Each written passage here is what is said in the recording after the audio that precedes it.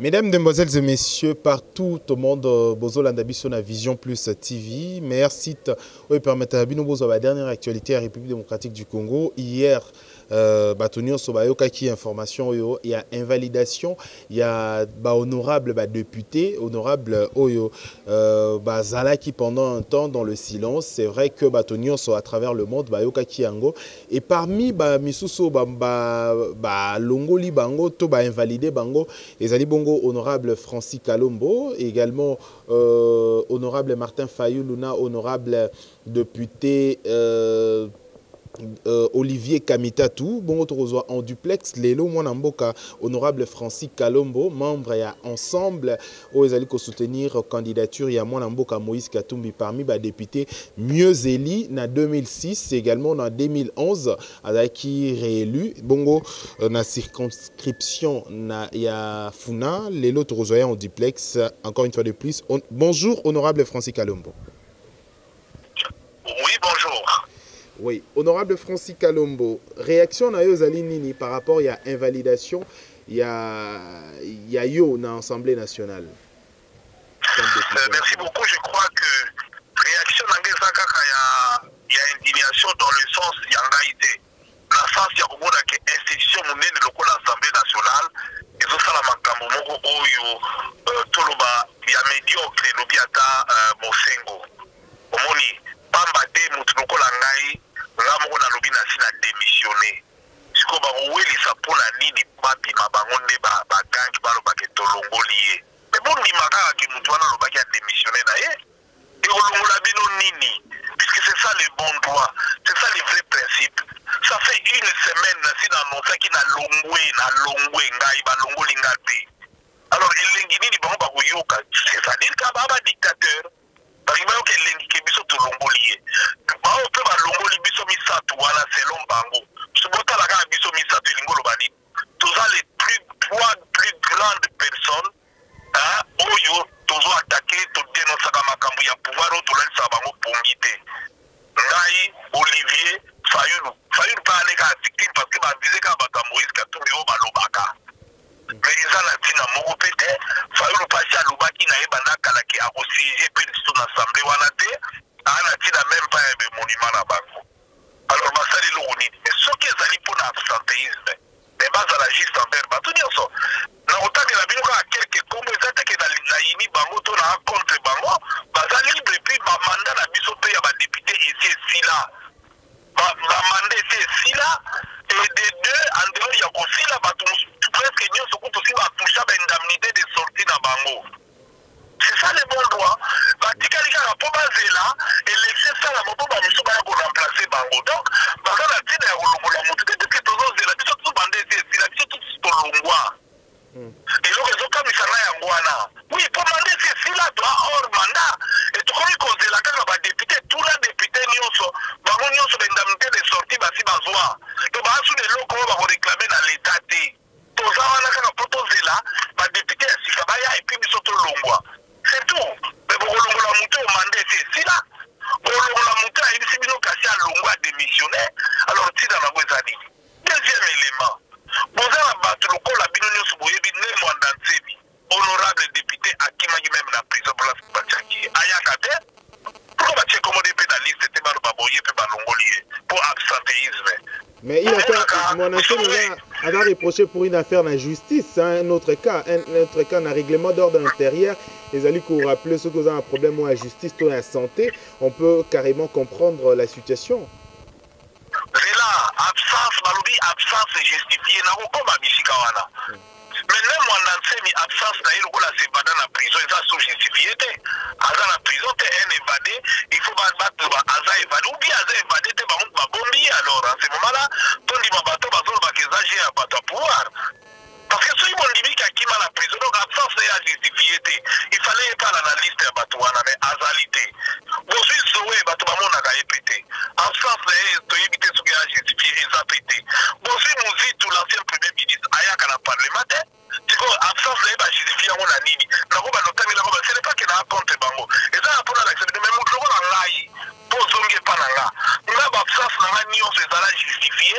Natina document, OBP a qui a réception, on a dans le bolinipé, dans le pantalon là-bas.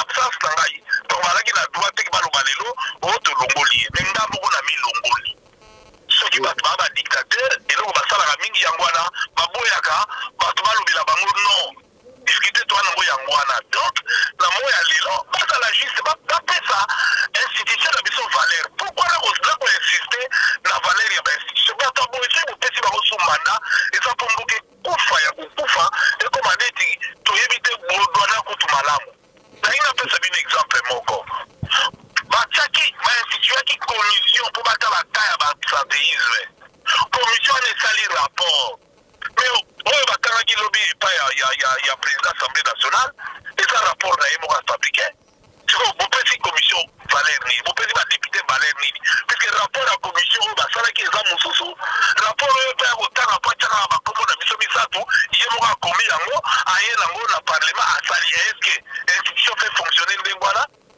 ekofonctionne te so bayi na besoin nga na longwa mais eza libre okaka kosala constat babi bon honorable a déclaré que a démissionné na ye tosali constat oui bon tozwi acte fayulu alobi na biso aoya na ye te mpo toza so na légitimité te bon tozwi acte mais bokende kolobaki toinvalide bato omoni te ke ekomi bazowelisa me peuple congolais aza député ayebi na ye eloko bakovize parce que biso misato bavize kaka bato ya moïse Martin Fayulu pour le titre de la banque biboto il va la balingi bakotisa ye pour kaka bacamoufle ebimaka te ke basanctionne bato ya moïse ale bazwi Martin Fayulu batie na kati mais liste ya molai ya bato bakababisa boyebi par exemple sœur ya président Tshisekedi atikala kotia makone na parlement te pourquoi bainvalide ye te kasi mpona absence banda ntina mokolo ya lelo baza ebele batikala kotia makolo na bango te me bainvalida bango mpe te c'est pas qu'il a raconté bango et ça va pour la bino ke Congo faut to gérer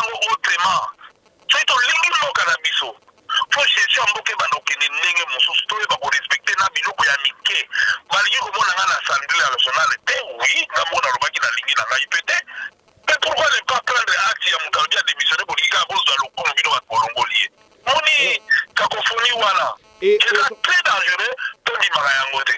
Et aujourd'hui, honorable Francis Kalombo, nous rappelez d'abord que vous allez membres et ensemble et à Moïse Katumbi.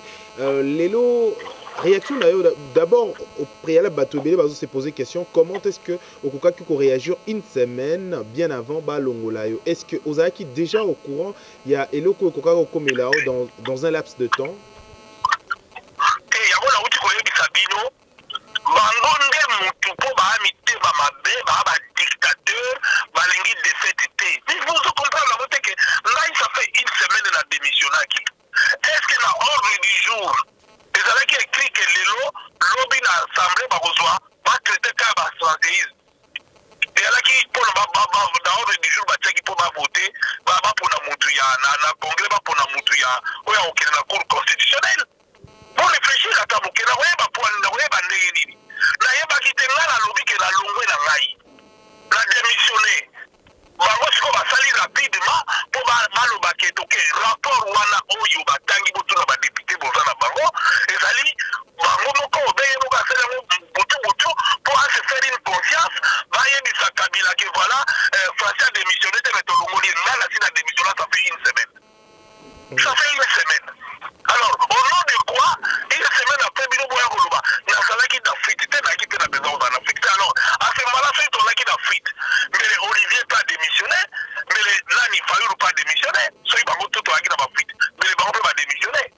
Tout ça qui d'Afrique, pour les abonnés, Bangonde, le coup là-bas, dans le monde entier, un dictateur, en dimara défaite. Balingi bangonde babima bango ba gangi bangonde ba peuple a so député au propager ko idée te kena la kina fuite bangonde balingi ko ndima défaite te ba dictateur ya ngwana ba moni butasia démissionner bolingi bo bimaka ke biso ba tolongoli ka to ba ta makasi botana makasi moko te ko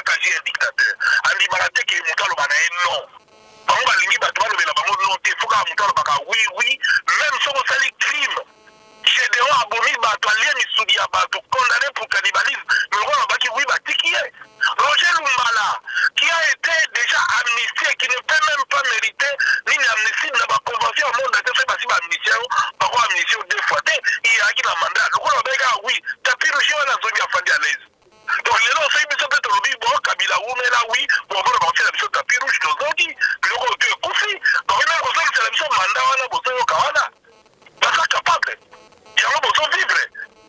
Est-ce que vous pensez que Ezali va instrumentaliser un peu instrument et à l'État pour faire emboîter un peu la candidature Nabino, leadership Nabino également? Mais attends, ils ont combattu là-bas, c'est connu par un dictateur.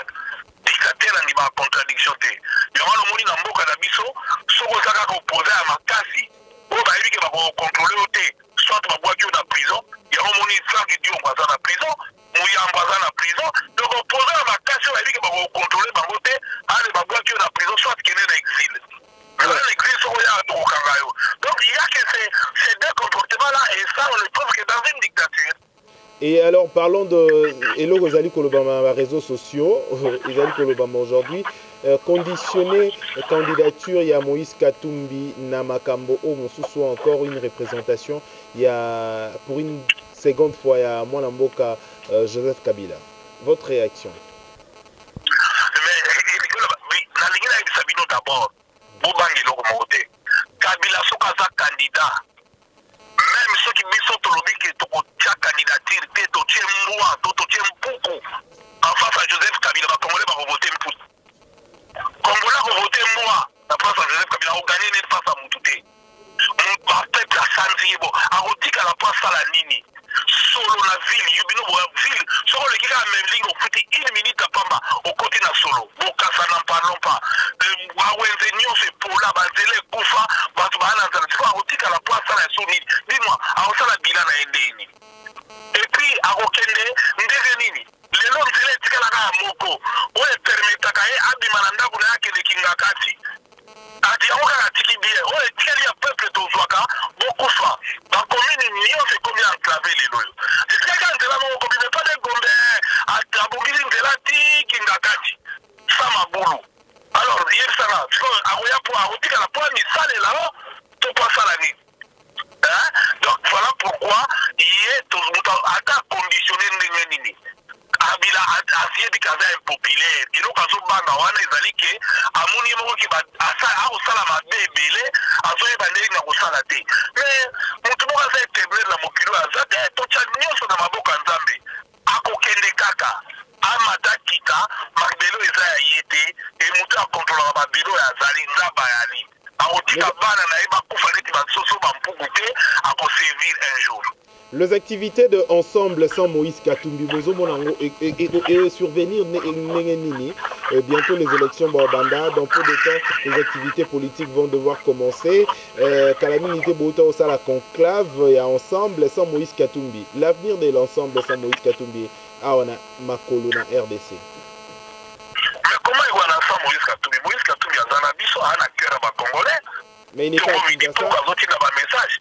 Non, mais comme ça, boyebi pourquoi Moïse Katumbi ana Kinshasa te puisque bata Kinshasa baana kubangi tala ba présenter bino mutu mukolo wana yino kuta oningisa mutu tamba olobake alaki en contact na Moïse Katumbi mais est-ce que Moïse Katumbi a beau solliciter mutande wana pas monter base arrière na libanda lit ya Moïse Katumbi lit na biso za pacifique Kabila kokende kaka mais to za pacifiste to tikina ko to tsengi batu ba minduki te to za pacifiste donc voilà tout ba ça la montage mta on dit mazate Moïse Katumbi aza na cœur ya ba Congolais même à ce place ba Congolais ba yebi ka ce place pour bazoboya akoya akozala candidat pour Congo eza bien biso nyonso mutu moko tako empêcher muninga mususu azala parce que yende nani mingi ba ina babota kautri to moni ba monde ba ye comment biso pe ba Congolais to kola mukate parce moko ba ye balobi na bino ke biso ko toyebi te so itoyi ba koto aba biso pe ba Congolais ti mais ba komo kamba biso ba komo nyatani biso ba komo petona biso ba na mboka to soka mboka et puis to zondi ba yango to zondi ka pe to débattre autour de ça mais bino ba journaliste bino ba même pas poser question mais ça la Moïse Katumbi fasonga to boy biloko yo oyaki koya o pekisa Moïse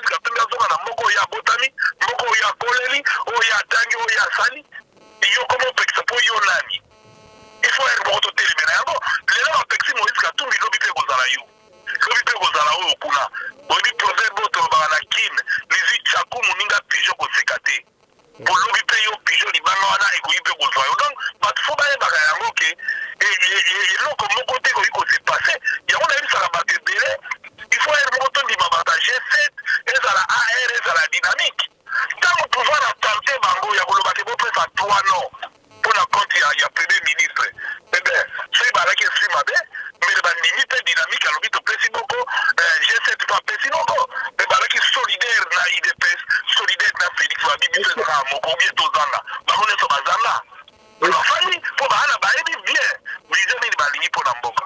Est-ce que ceux qui zone noire et ont continuer cet antagonisme entre gouvernement en place et le président au hasard en place na mwana mboka Moïse Katumbi et allez continuer? Est-ce que Moïse Katumbi est prêt de soutenir la candidature de Félix Tshisekedi? Mais nangina ko banabino hein. Ezala yebo Félix Tshisekedi.